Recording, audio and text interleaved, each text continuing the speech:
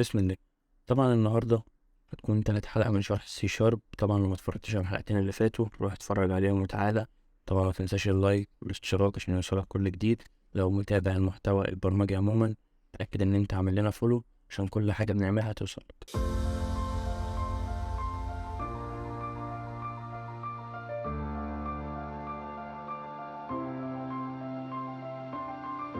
تمام، بإذن الله النهارده هنتكلم عن حاجات خفيفة جدا. احنا لسه في البداية في السي شارب، فهنيجي هنا لو عندك بروجكت او سولوشن قبل كده، هنا ندوس كريت نيو بروجكت، والبروجكت ده ان شاء الله هنشتغل عليه بقية الكورس كله.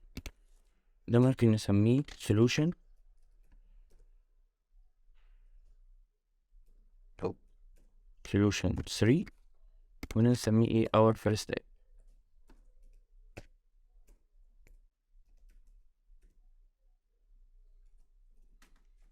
طبعا خلي بالك ان كل كلمة تاني او تالت كلمة بتبقى كلها كابيتال. طبعا هنختار طبعا الكونسول زي ما حصل، وهنا هتختار المكان اللي هيروح له فيه، يعني السورس هيبقى فين، البرنامج اللي احنا هنعمله ده هيروح فين.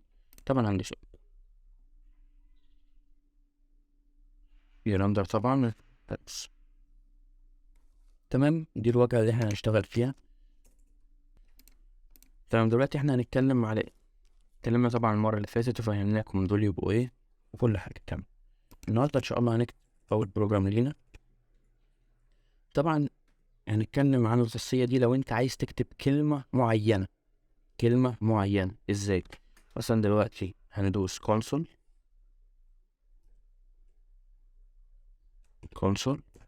دوت رايت لاين. طبعا هتفتح الاقواس بتاعتك ودبل كوتس وسيمي كولن. تمام، لما تيجي هنا ايه لازمة الدبل كوتس دول؟ الدبل كوتس دول زي ما قلت لكم طبعا بيخلي البرنامج ما يحولهمش لاصفار وحيد، ده بيخليهم يقول له ان ده كلام اكتبه زي ما هو string. تمام، هنكتب هنا ايه؟ hello world.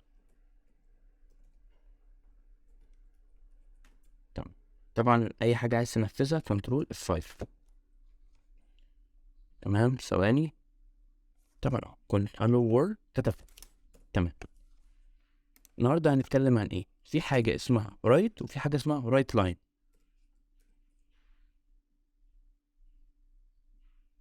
console دوت write.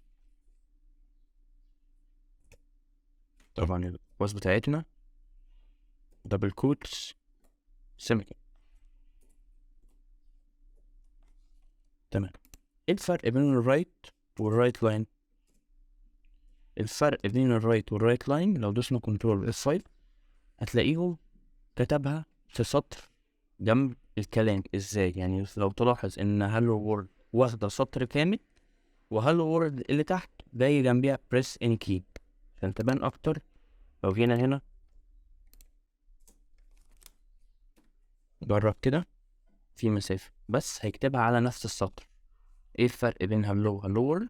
ان دي مكتوبة برايت ودي مكتوبة برايت لاين، مفيش اي فرق ما بينهم، بس دي هتاخد سطر كامل ودي هتاخد الجزء اللي مكتوب فيها بس. تمام.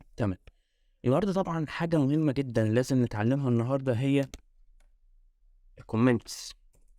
يعني ايه كومنتس؟ دلوقتي انت لو عايز تكتب حاجة ليك انت، ما تترجمش ولا حتى البروجرام يقراه. تمام، قدامك طريقين.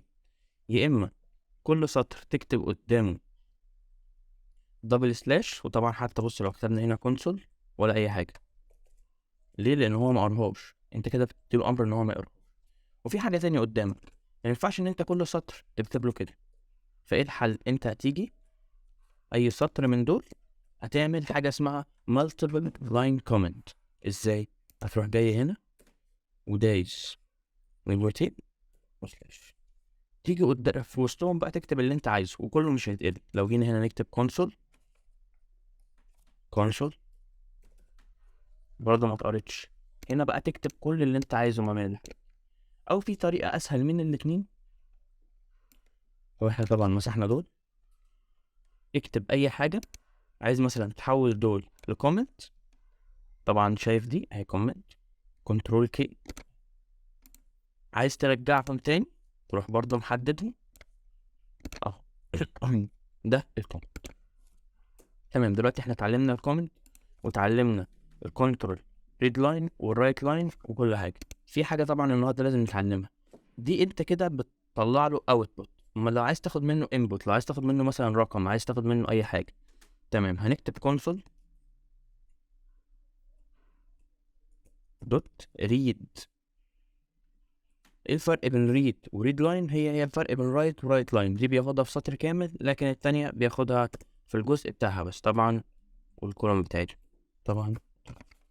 بس اللي انت هنا ما تعرفوش ان انت مش محتاج هنا كوتس خالص، انت بتكتبهم بس وهو بيخلي هو يقراهم بقى، ايا كانت السترنج يحولهم هو يجيبهم لك، ما تشغلش بالك.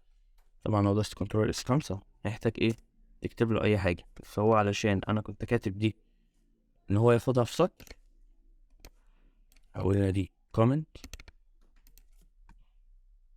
5 هلو وورلد، تكتب اللي انت عايزه ايا كان، تقول اوكي بس، بريس اوكي تو كونتينيو. طبعا النهارده كده خلصنا يعني ايه ريد وريد لاين ورايت ورايت لاين، ويعني ايه ازاي نعمل كومنتس. طبعا الكومنتس ده ما اقدرش اقول لكم مهم قد ايه، هو هيخليك تفهم ويخلي اللي معاك يفهمه اسرع واحسن. طبعا النهارده كده اتعلمنا الفرق ما بين رايت ورايت لاين، ويعني ايه رايت ويعني ايه رايت لاين، يعني ايه ريد ويعني ايه ريد لاين، وازاي نعمل كل الطرق الكومنت. يكون الدرس سهل وحلو وعجبكم. طبعا لو مهتمين للمحتوى البرمجي ما تنساش تعمل لي لايك، فولو، سبسكرايب، وشكرا لكم ومع السلامة.